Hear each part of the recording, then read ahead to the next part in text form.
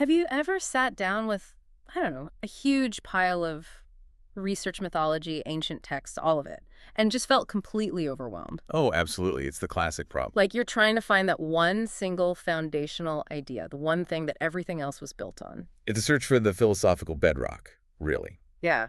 And when human consciousness first starts to differentiate, to pull itself out of that great formless unconscious, Right. that origin point starts to manifest in the world. It shows up in these highly structured but incredibly potent forms. So before you get specific gods or heroes, you have this raw force. Exactly. You're dealing with the pure, overwhelming force of the primal idea itself. Okay, so let's unpack that original state. Our sources are calling this the primordial archetype, which isn't a defined pattern yet, but more of a structural concept. Yeah. It signifies eternal presence. It's just the source, completely undifferentiated. It hasn't decided if it's good or bad yet. It's just everything. Exactly. And we need that term, primordial archetype, to really stress the genetic aspect, the phase before all these concepts fragment. It's like a single beam of white light before it hits a prism. That's a perfect analogy. And that process of fragmentation, of separation, that's what gives us all the coherent, recognizable symbols that fill our stories and our dreams. And that's our mission today, isn't it? We're going to follow one of the most enduring, universal, and just essential symbols that comes right out of this primordial soup. The image of the vessel. The image of the vessel. We're doing a deep dive into the vessel as the foundational metaphor for the archetypal feminine, the Great Mother. And it shows up everywhere, from prehistoric caves to modern psychology. And it's important to clarify, when we say the Great Mother here, we're not talking about one single goddess. No. We're talking about the manifestation of the one great unknown. And because she comes from that undifferentiated origin, the earliest Great Mother is defined by this radical ambivalence. She has both positive and negative attributes. Completely. She combines the most life-giving qualities with the most terrifying and annihilating ones. Because at this primal level, consciousness just hasn't managed to separate life from death yet. So they're one and the same, all contained within her. Yes. Wow. That's the key takeaway right there. Before you can get the benevolent Virgin Mary or the terrifying Kali, you just have the total package. The total package. So if we look for the earliest, simplest, most comprehensive symbol of that totality, of this container that holds all of life and all of death, where do we even start? We start with the Ouroboros, the Great Round. The circular snake biting its own tail. It's the perfect graphic representation of that still undifferentiated primordial archetype. Wait, so this giant cosmic snake is basically the earliest mother figure. How does something so simple represent totality and the feminine vessel? Well, think about it. The circle itself is containment. It has no beginning and no end. Our sources explain that the Ouroboros is experienced as the great vault and vessel of the world. So for early humans, that circle was the boundary of existence. It was. It contained their entire cosmos. And because it contains everything, it becomes the archetypal feminine. And in this first phase, we see what's called the elementary vessel character really predominating. Okay, so define that for us. What is the elementary character? What's its core function? Its primary foundational job is actually very simple. Okay. To preserve and to hold fast. To contain. To contain. Think of it as the principle of stability, the guarantee of shelter. But it's not just static. It's dynamically nourishing. It's the original vessel that provides the life force, the food and drink that sustain everything. And that's what creates that profound symbolic equation that you see everywhere in myth and culture. Yes. Woman equals body equals vessel equals world. I mean, it's so simple, but so massive. Precisely. And that equation is why the feminine is experienced as great, or even numinous, overwhelmingly powerful in its earliest form. How so? Well, think about a human infant in that first highly vulnerable year outside the womb. Right, completely dependent. Everything it needs is completely at the mother's mercy. It's housed, it's protected, it's fed by a vessel that is just immeasurably more powerful than the individual being contained. So that feeling of being totally held is the foundation of the whole archetype. That's it.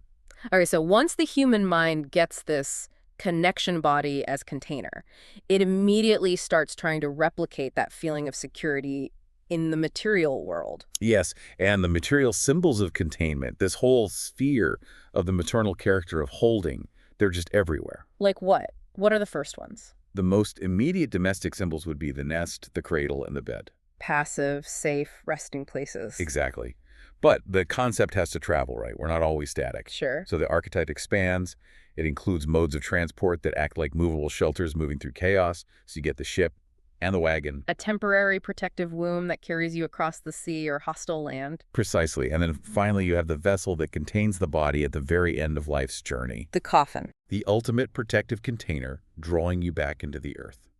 It's fascinating how that elementary function of protection then just blows up to define human settlement and defense. How do you get from holding a baby safely to building castles? Well, you look to the natural world for the original model of refuge. Think about a mountain. Okay. The German word for mountain, Berg, is directly linked to the idea of taking refuge, of safety, Geborgenheit, and even the word for castle, Burg. The earth itself is the container. And the space inside that structure, the cave, that becomes the blueprint for our shelters. Yes. The cave is the natural form from which all later cultural symbols of housing emerge. This includes the sacred space, the temple, the temenos, or sacred enclosure. And then the domestic stuff, the hut, the house, the city. The hut, house, village, and city. Yeah. All of them share that one symbolic function to protect and close off. They create a safe, ordered territory, separating contained life from the chaos outside. And it's not just big architecture. I mean, even our clothes, our most immediate boundary, they carry this significance. Absolutely. They're portable shells. The smaller symbols of protection coverings like the shirt, dress, coat, and veil, and even defensive things like the net and the shield, they all belong to this feminine vessel character. It's so fundamental. It is. Even in language, the root of so many words for shelter, cave, and covering are identical. That feeling of being housed, of Geborgenheit safety, is just genetically embedded in this archetype. Okay, so we have established the benevolent side, the good mother who holds, protects, nourishes. But we have to go back to that first point. The primordial archetype is ambivalent. Always. The vessel that gives life can also take it away.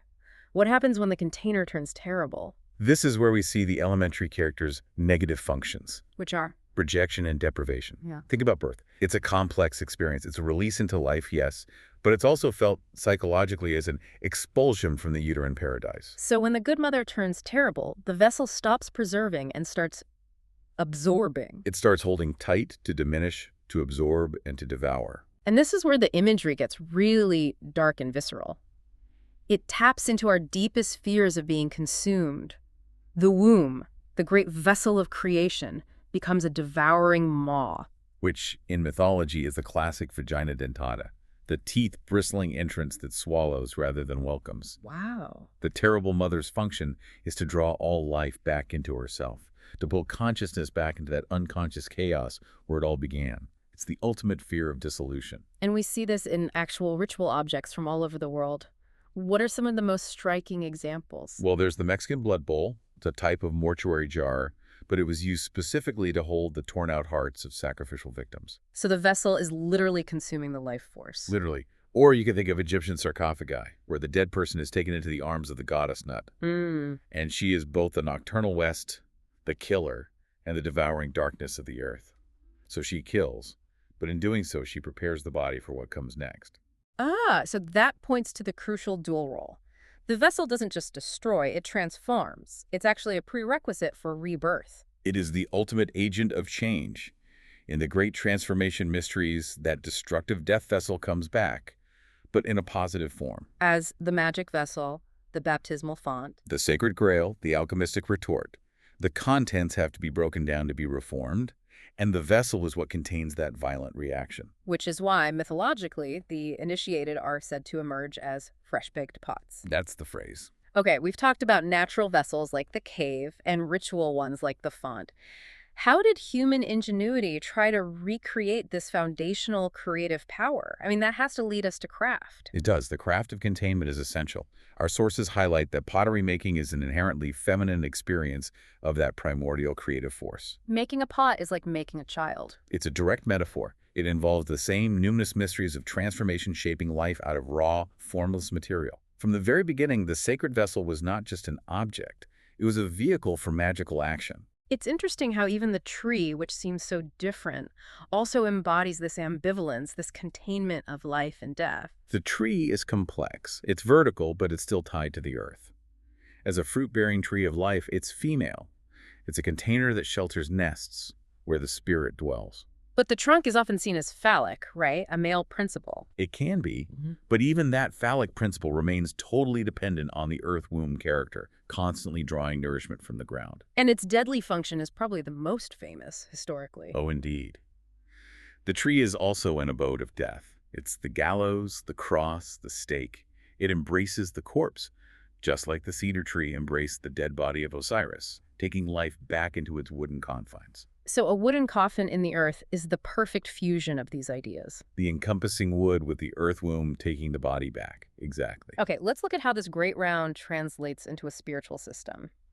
If the vessel is the cycle of life, death, renewal, what happens when that cycle becomes negative and pointless? Then you get the death mill. It's a really powerful negative form of the great round, and it symbolizes samsara, that endless, aimless cycle of birth and suffering. And this destructive wheel is sometimes held by a female demon. Yes, the witch Srenmo, whose flesh is described as a copper witch's cauldron. In this terrible cauldron, the contents are just ground up endlessly, and the creatures suffer without any purpose or end. So the great round can either be a container for endless suffering, or it can be a path to spiritual ascent. A means of qualitative change.